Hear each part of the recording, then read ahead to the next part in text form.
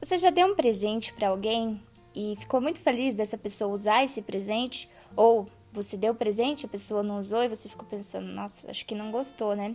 Eu faço crochê, eu amo fazer crochê e muitas vezes eu faço um jogo de tapete e presenteio alguém, né? E o crochê, ele é bem detalhado, leva bastante tempo para fazer a pontinha após pontinho. E quando eu chego na casa dessa pessoa e ela está usando esse presente, eu fico muito feliz, porque eu vejo assim, nossa, meu trabalho, né, tão detalhado, valeu a pena, a pessoa gostou, ela tá usando, tá sendo útil para ela, que bom que ela está usando. E eu fico assim, meio chateada, né? Digamos, não é bem essa palavra, mas a gente fica meio pensativo quando a gente chega na casa de alguém, eu, como crocheteira, e passou 1 ano, 2 anos e eu não vejo essa pessoa usando o meu presente que eu dei para ela, que eu fiz com tanto amor, tanto carinho, que foi pontinho após pontinho e a pessoa não usa. Assim é com a palavra de Deus. A Bíblia é um presente que o Senhor nos deixou. Ali é um manual de vida, contém tudo o que a gente precisa saber para a nossa vida. É a palavra de Deus. E muitas vezes a gente deixa ela empoeirando e não lê, e não estuda, e não medita, né? Às vezes deixa aberto só lá nos Salmos, a Bíblia chega a ficar amarelada porque a gente não lê, não usa, né? Esse presente maravilhoso. E o Espírito Santo fica olhando, né? A gente, com a palavra de Deus, que pode mudar a nossa vida, que a gente vai aprender tantas coisas, a gente não usa esse presente. Não está sendo útil para nós porque nós não usamos. E a Bíblia é a palavra de Deus. A gente conhece mais a Deus através dela. A gente conhece o que o Senhor tem para nós através dela. Nós conhecemos o caráter do Senhor através da Bíblia. E muitas vezes nós não usamos ela, né? A gente vê também que a gente vence as tentações e as lutas que o inimigo vem nos persuadir, nos tentar com a palavra de Deus, né? Em Mateus 4 vai falar da tentação de Jesus e olha o que o diabo fala para Jesus. Em seguida o diabo levou Jesus até Jerusalém, a cidade santa, e colocou-o no lugar mais alto do templo. Então disse: se você é filho de Deus, jogue-se daqui, pois as escrituras sagradas afirmam: Deus mandará que os seus anjos cuidem de você, eles vão segurá-lo com suas mãos, para que nem mesmo seus pés sejam feridos nas pedras. Olha só, o que ele está usando para tentar Jesus? Está usando a própria palavra de Deus também, né? Mas Jesus conhecia toda a palavra de Deus. Não era só um versículo, só um capítulo, só um livro. Ele conhecia toda a palavra de Deus, porque ele é a palavra de Deus, né? E Jesus responde: mas as escrituras sagradas também dizem: não ponha à prova o Senhor seu Deus. Então você vê que Jesus vence Satanás com a palavra de Deus. E se a gente não lê a Bíblia, e se a gente não sabe de toda a palavra de Deus, é muito fácil as pessoas nos enganarem, o inimigo nos enganar, né? E uma das armas que o inimigo mais usa é o engano. Ele não vai chegar para você e falar: ó, Deus não existe. Ele vai, às vezes, usar a própria palavra de Deus, mas distorcendo. O que ele fez com ela? Ele mudou uma palavra. Deus tinha falado: olha, não coma do fruto, porque se comer você vai morrer. E ele falou: não morrerás, né? Então ele só mudou uma palavra, né? Então você vê que ele usa a própria palavra de Deus, distorcendo, mentindo, né? E se você não conhece toda a palavra de Deus, você às vezes fala: não, é pior que isso que tá na Bíblia mesmo, né? Eu acho que realmente é a palavra de Deus. Mas se você ler a Bíblia inteira, não vai ter engano. Como você vai ser enganado se você conhece toda a verdade? Em João 8, versículo 32, Jesus fala: e conhecerão a verdade vos libertará.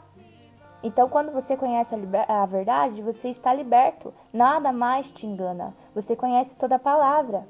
O inimigo pode até tentar te enganar, mas você vai falar: não, eu conheço toda a palavra. Eu vou resistir, eu vou fazer como Jesus fez, usando a palavra, meditando na palavra, né?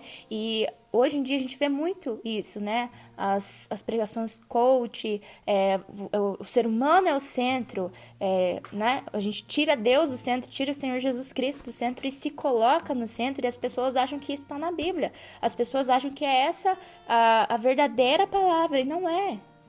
Muitas pessoas estão sendo enganadas com esse tipo de pregação porque não leem.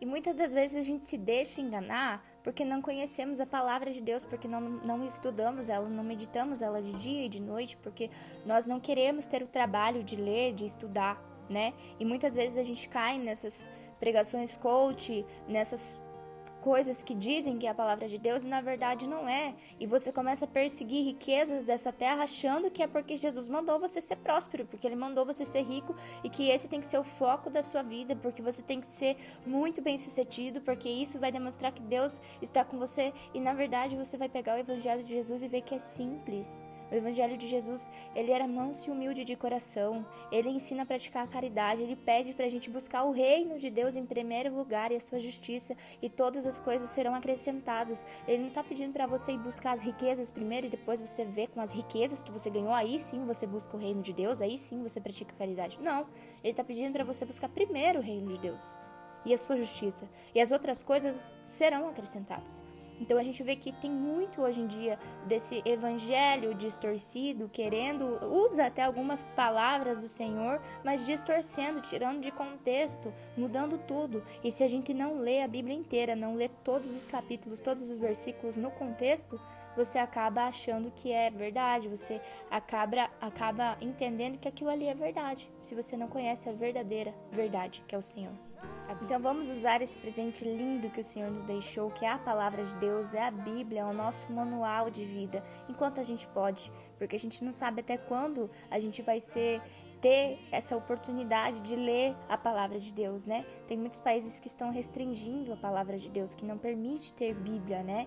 Então a gente tem essa oportunidade de meditar, de cravar essas palavras no nosso coração, né?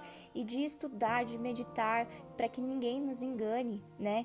Então a palavra de Deus ela é tão maravilhosa, porque a gente começa a ler, a gente começa a aprender, a gente fala, uau, que maravilhoso, que incrível, por que eu não estudei antes, porque eu não vi antes? Sabe, o conhecimento que tem na palavra de Deus, a sabedoria do Senhor, a bondade, a justiça, a misericórdia, que a gente começa a descobrir o caráter de Deus, a gente começa a falar, nossa, eu sirvo um Deus tão maravilhoso, sabe, tão incrível, e você começa a conhecer mais de Deus, e você começa a ver mais a tua identidade em Cristo, e nada mais te engana.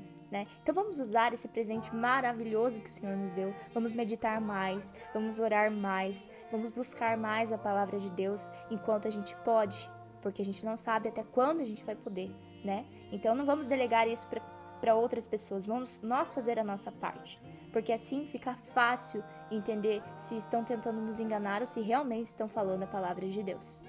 Amém? Deus abençoe.